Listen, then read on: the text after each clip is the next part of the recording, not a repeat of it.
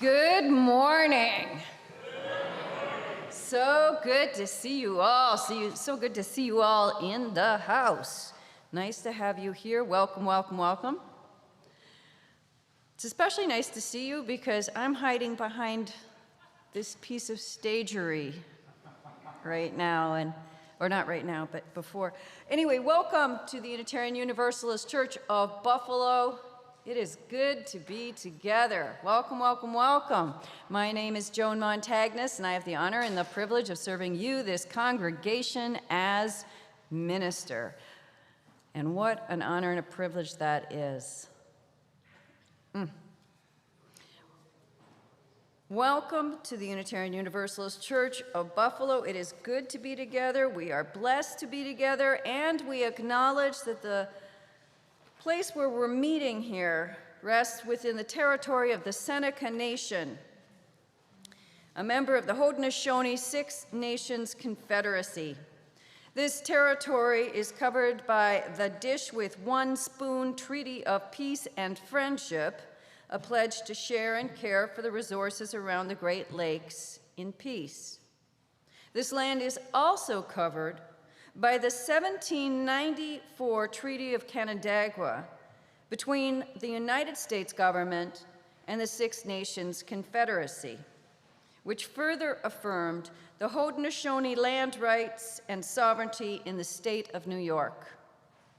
Today, this area is home to the Haudenosaunee people. May we remember our promises and commit ourselves to sharing this land mindfully and equitably so that our community may become a safe community for all who live here.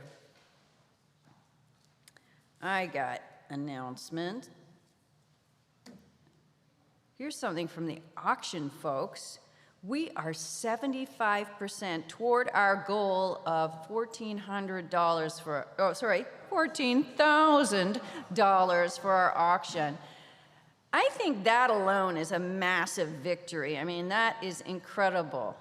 So congratulations to all of you who worked on the auction, who donated things to the auction, and you who spent money at the auction. Thank you. There are also still events and items available for purchase, so stop by the auction table that's in the parish hall after the service and talk to the auction team. The auction team is like sitting at the foot of the stairs as you go down, the foot of the stairs and to the left. So thank you for your generosity and support there. In case you came in the West Ferry doors, you might not have noticed that we have a book sale happening in the parish hall. This book sale is something that you need to go to, and you all need to take at least 3 books with you when you leave today. The money goes to the Women's Society, who have put all that effort, and their friends, all that effort into putting those books out there for you, and collecting them and sorting them and doing all this great thing. And then they do fantastic things like give us back our dishwasher, or a good portion thereof. They really help the church out. So let's go support the book sale after church. Go crazy. Bring home a dozen books. That's enough announcing from me, but you have a special announcement. There she is, usually over there. From Jessie Downs, our music director.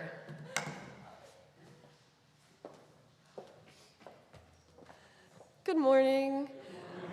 So I've been up here a lot recently, but in case you did not get the notice, this Friday we are putting on an opera. It's going to be at 7:30. Clearly you can see some of our set and props already set up here to give you an idea of what that's going to be like. We also have 3 guest vocalists who are singing for the service today, and you're going to hear them in the opera, as well as our choir and a number of singers from our community. And we also have guest string players coming in tomorrow who will be a part of the show as well. So this is our first ever music weekend. We will have a more traditional music Sunday next Sunday, where you'll hear excerpts from the opera and I'll be sharing reflections. But I really encourage as many of you as possible to come out and see the full show on Friday night. So again, Phil Nicolai is going to be handing out tickets, complimentary, or if you can donate, that's great. And I think we call that the vestibule, the little glass area over there, garden entrance. And we're also selling a couple of soups there, and that might sound random, but I'm sure they're delicious. I smelled Nate making them in the kitchen. And I think they're $5 each, and that will go towards us having some money to have a reception after the opera. So get some tasty soup and help support the event. And yeah, I can't wait for it, and I hope to see you there. All right, so y'all come, there it is. Get something at the auction, take home a dozen books, and get opera tickets, all right? Do we all have our homework? Good. And soup. Everybody needs soup. It's good for you. And I think there's a vegetarian item and a meat item, so, you know, just eat. All right. These are all ways we connect and interact and unveil those bonds that bind each to all, but one of the ways we do that also is by taking some time each Sunday morning to greet our neighbors. Take a moment now to say hello to someone you might not even know.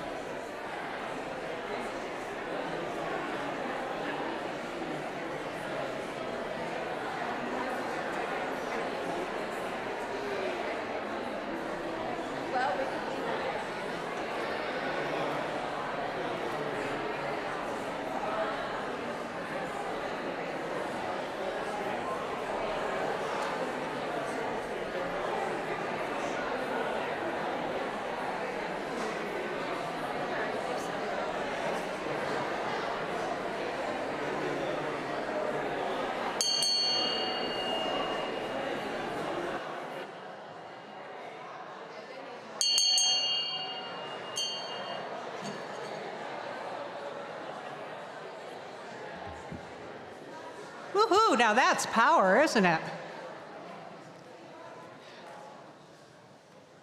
Good morning, my name is Eve Holberg and I'm your worship associate this morning. We are called to worship this morning with the words of the Reverend Lee Kinvey, a true story. This chalice is for the living, the changing, the becoming. This chalice is for losing the script of your life, the chapters about other people's stories. This chalice is for the lost GPS that was supposed to show you how to get where they expected you to go. This chalice is for skipping the directions, coloring outside the lines, painting not by number, but by silence, by wild abandon, with a brush you made yourself from light deep inside, startling, vivid, a new voice that already knows you. Finally, a true story. Please stand as you are willing and able and join us in our recitation that we use when we light our chalice. We gather in loving community, creating a shared vision of compassion and dignity for all to radically transform the world in which we live. And please remain standing and join us in singing hymn number 1012 in the Teal hymnal, When I Am Frightened.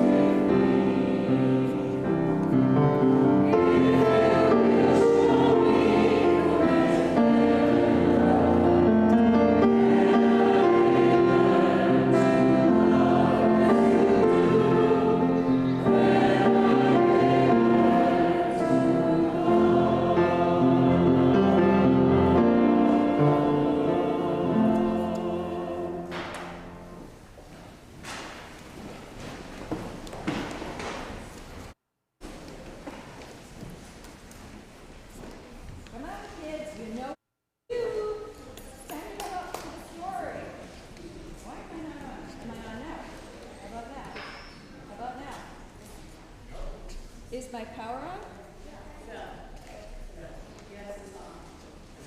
Now I'm on? I can't figure this out. Did you take this book? There I am. Okay. There, oh my gosh, look at all of you. How fabulous. Welcome, welcome, welcome. Good to have you here. Once upon a time, there was a pond.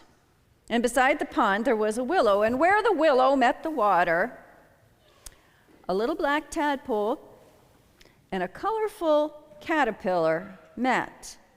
They gazed into each other's tiny eyes, and they fell deeply in love. You are my colorful rainbow, said the tadpole. You are my shiny black pearl, said the caterpillar. Promise me you will never change. I promise, said the tadpole.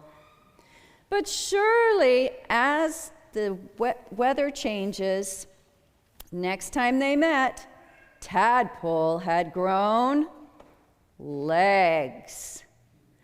You have broken your promise, said the caterpillar. Forgive me, begged the tadpole. I didn't want these legs. All I want is my beautiful rainbow. Well, just don't do it again. But surely, as the seasons changed, the next time they met, Tadpole had grown arms. You have broken your promise 2 times. Forgive me, said the tadpole. I didn't want these arms. All I want is my beautiful rainbow. All I want is my shiny black pearl, said the caterpillar. Promise me you will not change. But surely as the world changes, next time they met, Tadpole has lost his tail. You have broken your promise 3 times, and now you have broken my heart. But you are my beautiful rainbow, but you are not my shiny black pearl. And with that, the caterpillar climbed up the willow branch and cried herself sadly to sleep. One warm, moonlit night, she woke up. The trees had changed. The sky had changed. She had changed. Everything had changed except for her love for her tadpole friend, her little black pearl. So she spread her wings and fluttered down to the water's edge. Where the water meets the willow, there was a lily pad, and on the lily pad was a frog. And just as the caterpillar fluttered over to say hello to the frog, she said, "Excuse me, have you seen my little black..." And before she could get the word pearl out, he had leapt up and eaten her in one gulp. And the frog nestled down again on the lily pad, thinking fondly of his colorful rainbow and wondering what had ever become of her.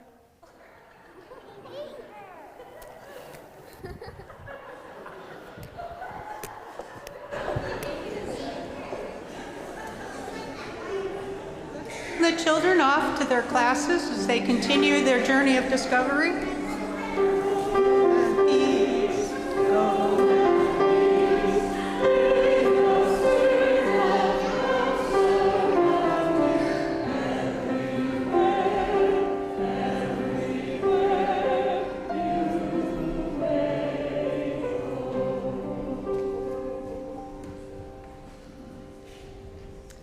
Every week, we take a good portion of our Sunday morning offering and give it away to a social justice cause outside our church walls. This month, we are supporting the good work of Project Mona's House. Project Mona's House exists to shed light on the terrible crime of human trafficking, to restore those who have been victimized, and to prevent human trafficking through education and legislation. To support our Share the Plate ministry, you can drop a check or cash in the offering plate. You can use PayPal by going to our church website and clicking the blue Donate button, or you can arrange an automatic deposit with your bank. If yours is a gift to our Share the Plate ministry, please write SHARE on the memo line of your check, and it will be shared between Project Mona's House and the church operating budget. If yours is a welcome gift to our congregation, please write Pledge 2023 on the memo line. Either way, please write UUCB on the important line. Let the spirit of generosity fuel our work of resistance, transformation, and healing.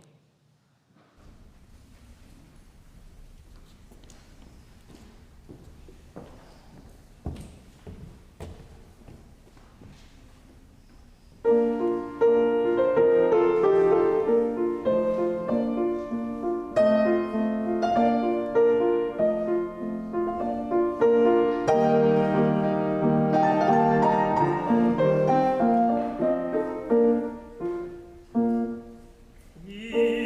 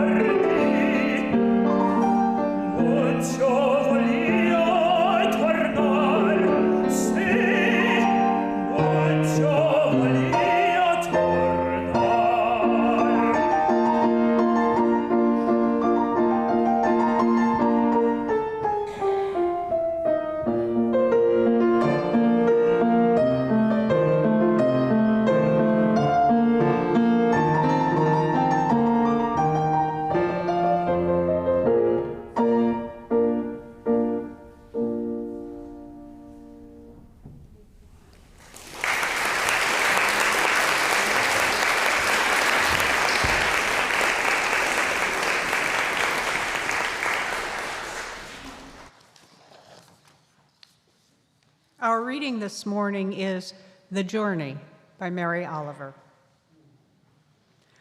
One day you finally knew what you had to do and began, though the voices around you kept shouting their bad advice, though the whole house began to tremble and you felt the old tug at your ankles.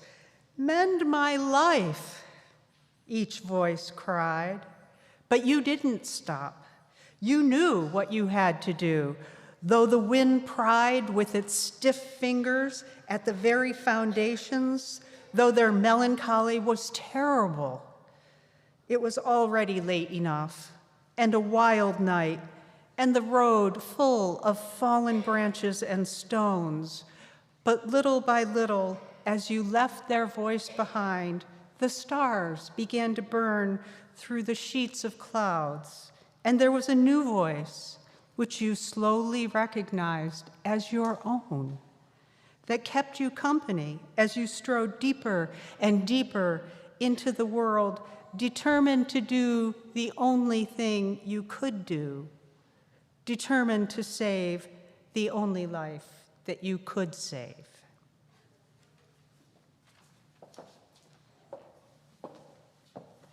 Let's join our hearts and minds in a quiet moment of prayer, reflection, and meditation. May we be bold enough to be vulnerable, undefended in the face of unruly emotion, our own and our neighbors'. Let us open ourselves regardless of the fear that a new love could shake our very foundations. Let us welcome new ways of seeing old problems, or the possibility of friendship, or the discovery of the sacred in the ordinary. Let us open ourselves, for in giving ourselves over completely to our inner life, to each other, to this broken and imperfect and hurting world, we receive life's healing blessings. Today, we specially hold in our hearts the families, friends, victims, and communities that experienced a mass shooting this week. The cities of Jasper, Philadelphia, and Columbia. Let us pray that lawmakers take their responsibility to serve the people seriously, and that we, the people, demand the changes necessary. We hold in our hearts Caitlin Steinberg and her family. Her uncle died from cancer recently.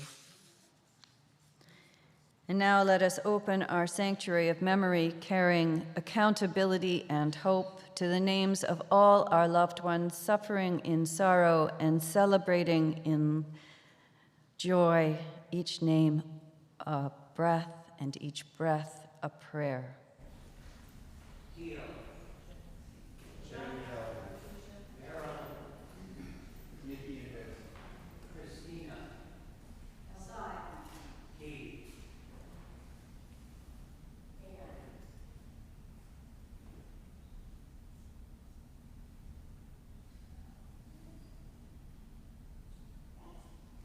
The breath of nature is upon us. The spirit of life is within us. The community of love is among us. So be it. Blessed be. And let the church say, Amen.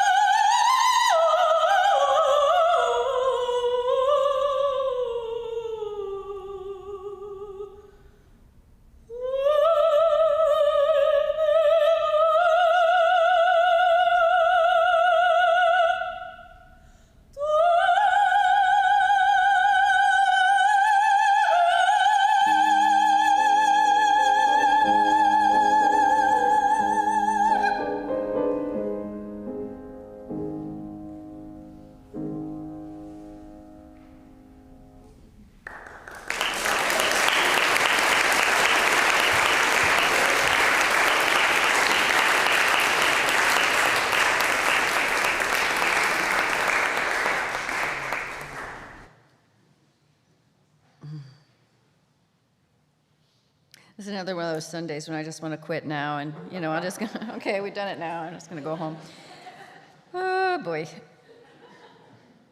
Thank you.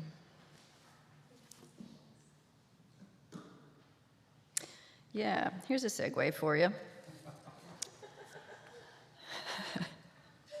I didn't really have this little juncture in mind when I put this together, but what I really want to invite you into is a time to use your own voice.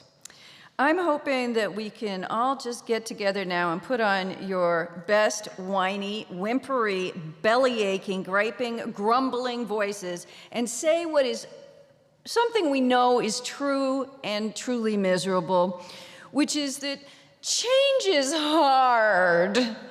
So I thought we could all just do that together and get it out of our systems. And if we can do that on the count of 3. 1, 2, 3. Change is hard. Yeah, it is. Yeah, my golly. I don't know about you, but life keeps offering, that was great, by the way. Life keeps offering me forks in the road and demanding that I choose one or another or another or another. I can't just carry on the way I have been, minding my own business in my own little comfort zone. No, just when I'm ready to go full-on couch potato and lie back on the sofa with my cat to spend a happy afternoon watching cartoons, life boots me out the door and says, go play outside. Life boots me outside even if it's a Class 5 hurricane out there. Wind whipping, trees flying, floodwaters rising. Life says, what's a little water? You're not gonna melt. Deal with it. Just when I'm ready to relax snugly into my comfort zone, even for a bit, something inevitably changes. And I have to do all that hard work of adapting body, mind, and spirit.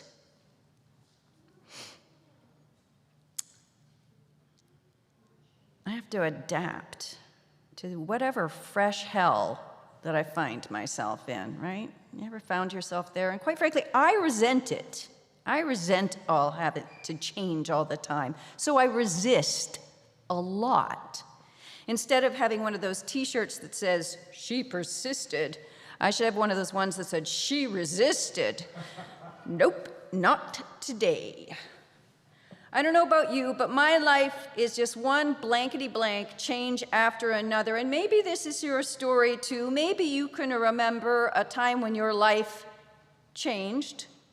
And maybe, just maybe rather than the world changing around you and you having to adapt to it, maybe, just maybe, you chose the change you were making.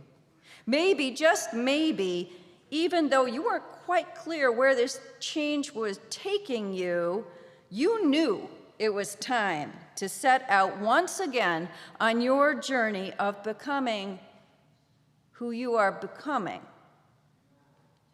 Maybe, just maybe, the hurricane wasn't forced upon you. Rather, as you set out on the journey, all the couch potatoes around you who depend on you to be their couch found themselves spilled upon the floor, wondering what the hell you think you're doing to their lives. Maybe you promised everyone you loved that you would never change. And then you did. You broke your promise. You changed. It happens. It happens. We change, don't we? Over time, we change. Maybe it was time to leave a marriage. Or time to have a child. That'll obliterate everything. Or time to reach out to a cousin the family has estranged. Maybe it was time to talk about your brother's death, or the sexual assault, or live into your own true body, or tell the world who you love. Or maybe it was time to change careers, or political parties, or religion, or go vegan, or freegan. Maybe it was time for you to drop out of school, or drop everything and take up painting, or travel the world, or spend every Sunday afternoon picking up litter. Maybe it was time to grow into an older body, an older mind, a deeper wisdom, a wider forgiveness. The fork in the road was there, and you took it. You didn't resist the transformation. You leaned into it and became who you are becoming. But it's not all tea and roses, is it? It's not all tea and roses, this becoming who you're becoming. Change is hard. Chances are, as you are beginning to change, those who love you want you to remain just the same as you always were. And every time you change, somehow they feel betrayed. That day when you finally knew what it was you needed to do, you set out on that journey of transformation, a plunge out of your uncomfortable comfort zone. On that day when you set out, the voices all around you kept shouting their bad advice. They will whisper with the power of that hurricane, they will whisper, "You are wrong. You can't fly. You will fail. We disapprove.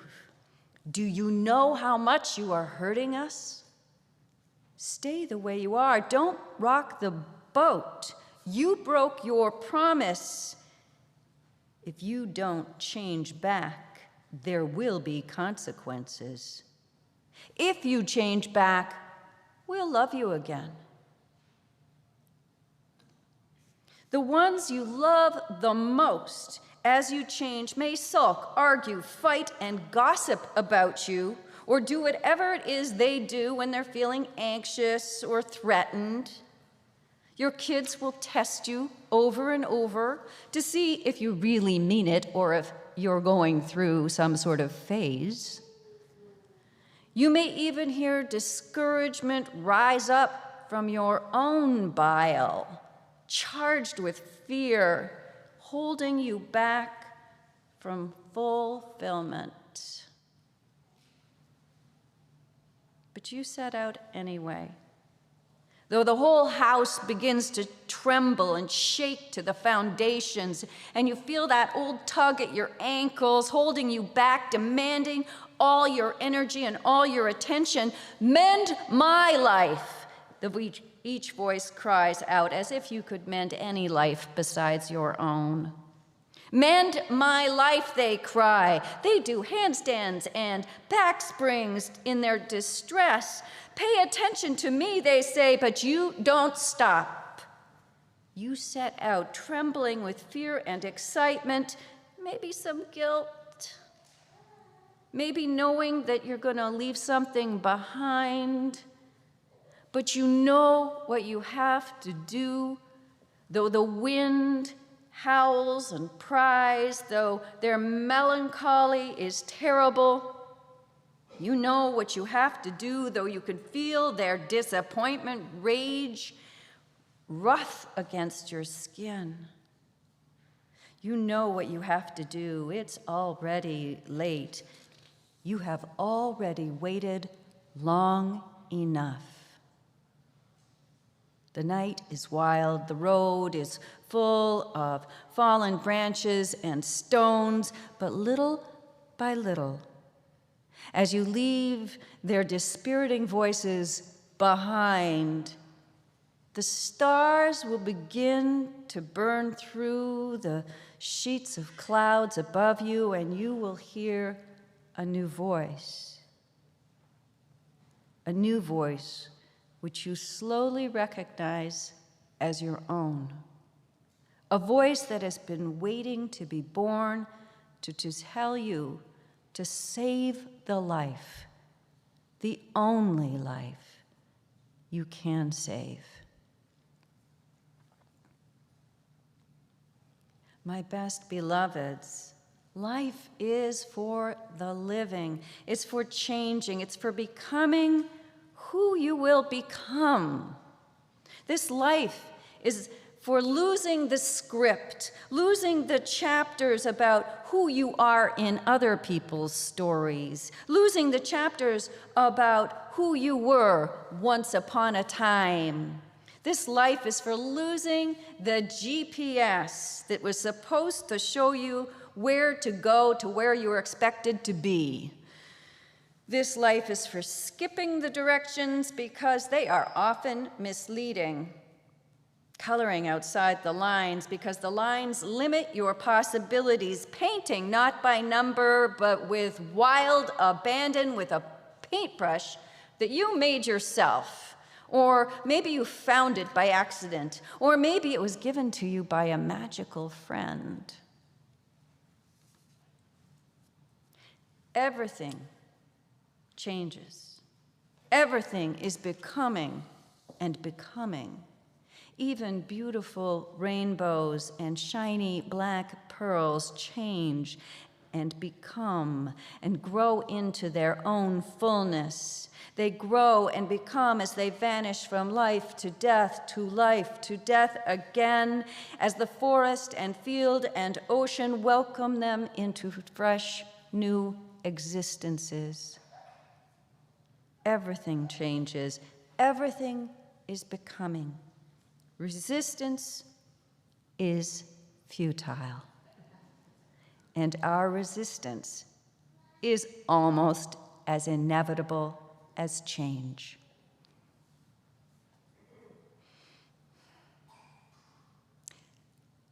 To yourself, be true. Because if you can't be true for yourself, you can't be true for anyone else.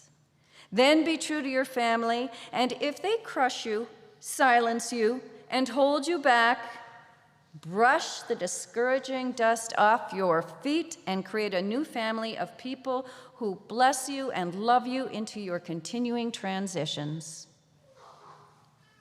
And be true for the world's sake. Be true for the world because it needs your transformational honesty and affection.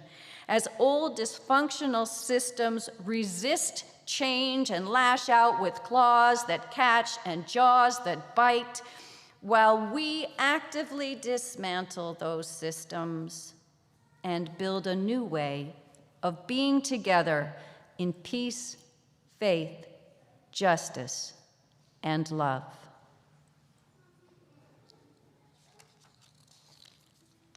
Let's join in singing. Hymn number 1028 in your teal hymnal, The Fire of Commitment.